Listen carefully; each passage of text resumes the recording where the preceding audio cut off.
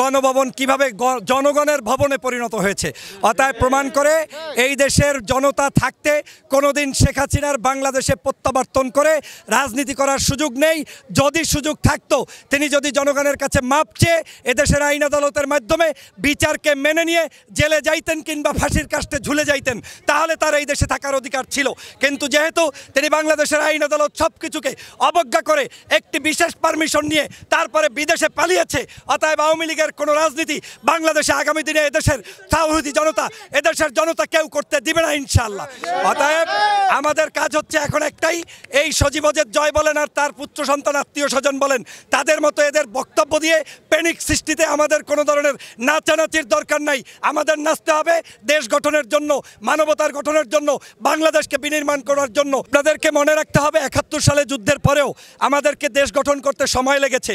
দুর্ভিক্ষ পর্যন্ত এই দেশে হয়েছে, বিভিন্ন ধরনের সমস্যায় পড়েছে। আমি মনে করি বাংলাদেশ মাত্র ৫ দিনের মধ্যে যেভাবে ঘুরে দাঁড়িয়েছে, আমি মনে করি এই বাংলাদেশ আগামী দিনের টাইগার খ্যাত বাংলাদেশে পরিণত হবে। অতএব ভয়ের কিছু নেই।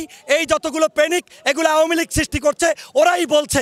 অতএব ওরাই ডাকাতি করছে, ওরাই হত্যা চালাচ্ছে, ওরাই মানুষের উপরে বিভিন্ন ধরনের গুজব চালাচ্ছে। এগুলোতে কান দিবেন না। স্বাধীন বাংলাদেশ স্বাধীন আছে, স্বাধীন দেশপ্রেমিক নাগরিকরাই এই দেশটাকে গঠন করবে, এতে আপনাদের কোনো সন্দেহ রাখার দরকার নেই। এবং আওয়ামী লীগের যারা প্রেতাত্মা আছে, আস্তে আস্তে করে সবাই কিন্তু আস্তে আস্তে করে বের হবে।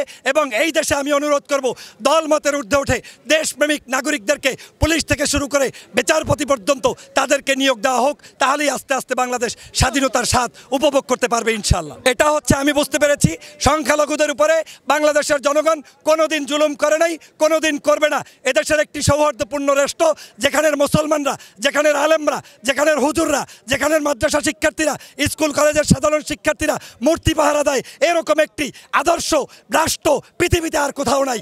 অতএব বাংলাদেশে এই সকল হচ্ছে গুজব, যেগুলো 2000 আপনার আওয়ামী লীগ ক্ষমতায় থাকতে যেখানে মূর্তি ভাঙা হয়েছে, ওই ছবিগুলোকে ফেসবুকে এডিট করে পোস্ট করা হচ্ছে।